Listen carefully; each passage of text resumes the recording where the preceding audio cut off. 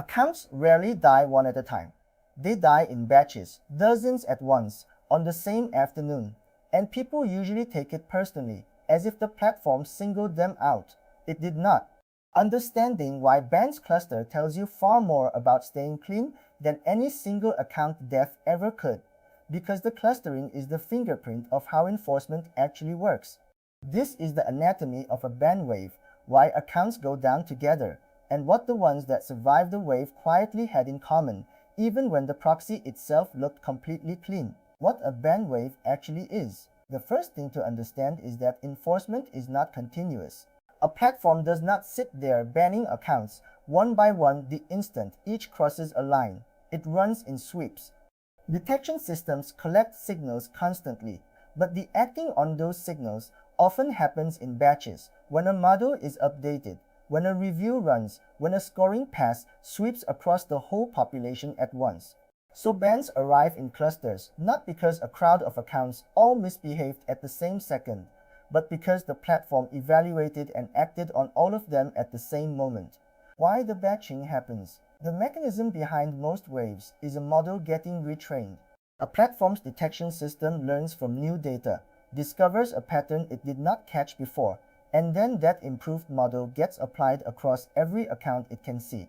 Everyone who matches the newly learned pattern gets scored again, all at once, and everyone now over the line gets action together. That is why a setup that worked flawlessly for months can suddenly collapse overnight. Nothing about your accounts changed. The model that judges them did, and it regraded the whole class in one pass. The shared signal cluster. When a batch of accounts dies together, they almost always shared something, the same block of addresses, the same fingerprint trait, the same behavioral rhythm, the same provider whose whole pool just got reclassified. A wave is really a query. Show me everything that matches this new pattern, executed against the population. Accounts that had a common thread get returned by that query and swept up together. The ones that shared nothing with the flag pattern are simply not in the result set. So the question after a wave is never why me. It is what did the dead ones have in common. Retroactive scoring. The unnerving part is that the signal that kills a wave was often sitting in plain sight for weeks, harmless, because nothing was looking for it yet. Detection is frequently retroactive. The platform was logging a particular trait the whole time. It just had not decided that trait mattered. Then the model learns that this trait correlates with abuse, and suddenly months of quietly recorded history become evidence. You cannot always know which currently invisible signal will become tomorrow's flag, which is exactly why minimizing every avoidable tell matters even when none of them seem to be causing trouble today. The linked account cascade. Waves get bigger through linkage. Once one account in a group is caught and confirmed bad, the platform looks at everything connected to it: shared device, shared address, shared payment, shared recovery contact, and pulls the linked siblings down in the same action. So a single account crossing the line does not cost you one account. It costs you the whole cluster tied to it. This cascade is why the account graph is so dangerous. One weak member with a traceable connection to the rest turns an isolated loss into a fleet-wide extinction. Threshold effects. Many accounts do not die because they got worse. They die because the line moved. Detection works on a score, and plenty of accounts sit just under the threshold, technically flagged as slightly risky, but not enough to action. When a platform tightens that threshold, everyone hovering just below it crosses over at once, with no change in their own behavior. That is a classic wave, a quiet policy tightening that reclassifies a band of borderline accounts in a single stroke. It also tells you something useful. Being merely under the line is fragile. You want real distance from it, not to be barely passing. The honeypot pattern. Sometimes the delay is deliberate. A platform rolls out a new detection method and does not act on it immediately. It lets the method run silently, logging quietly for weeks, building confidence and gathering a full picture of who matches. Then it acts on all of it at once. This is why a brand new tactic can seem to work perfectly right up until the day it catastrophically does not. The silence was not safety, it was data collection. Anything that looks too easy for too long deserves suspicion, because the absence of a reaction is not proof the behavior went unseen. Behavioral synchronizations. Fleets that act in lockstep die in lockstep.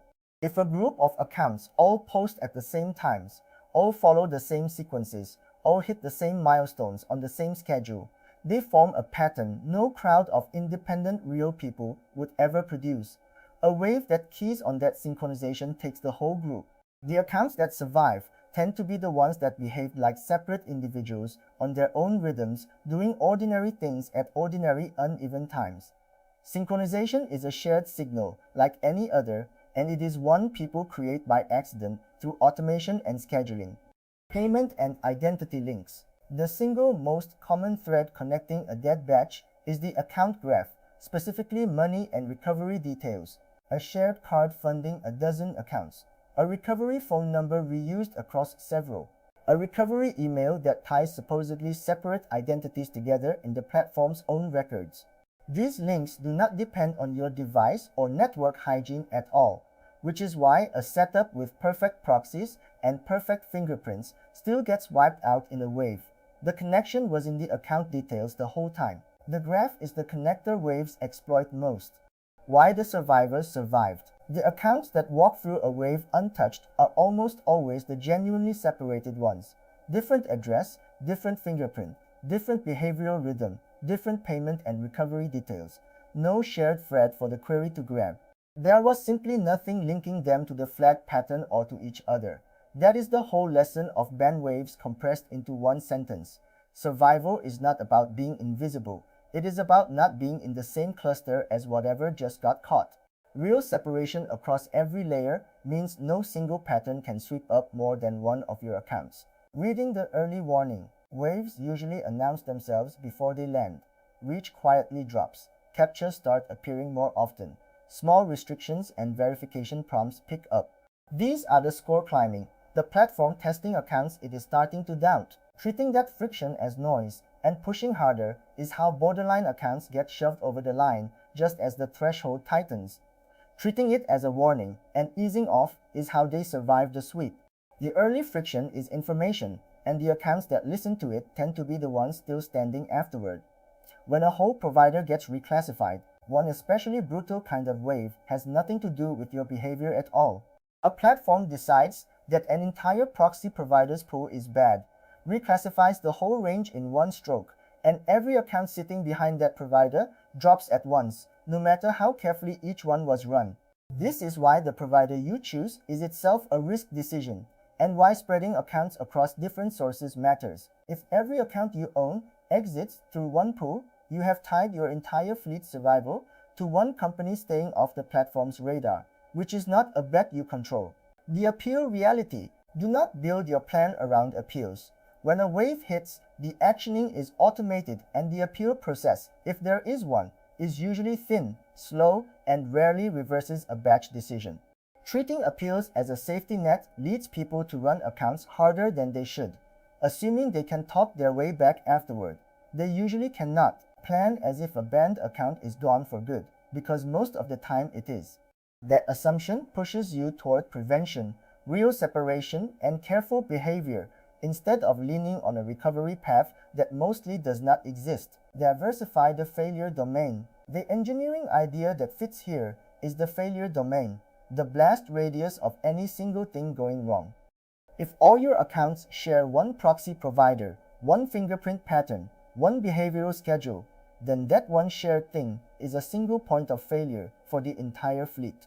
Spreading across different providers, different device profiles, different rhythms means a wave that catches one pattern only ever costs you the accounts in that pattern, not all of them.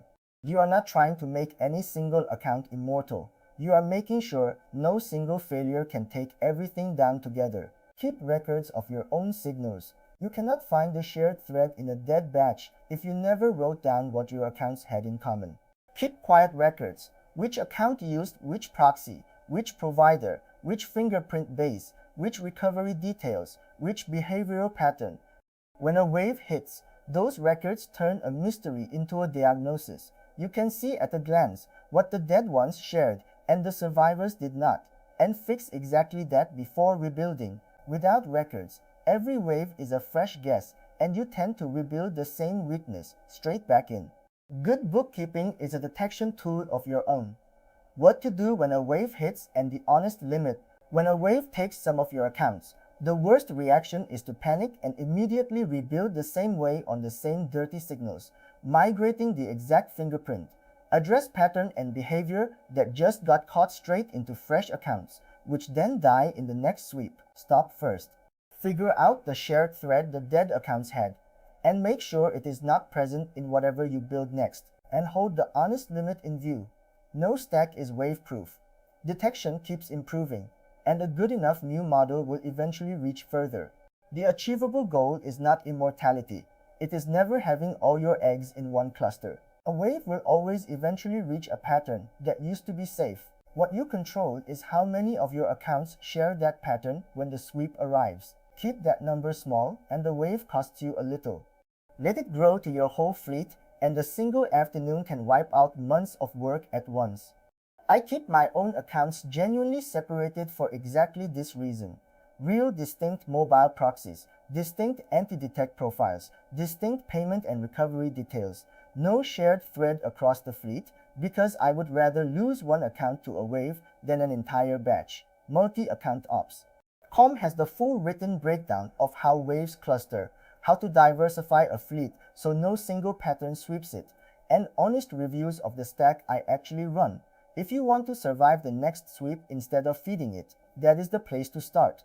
Subscribe for more honest, tested multi-account ops. Next time, the proxy leaks that quietly give you away, the browser peer connection, the domain resolver, and the time zone, even when the proxy itself looks completely fine on a quick check.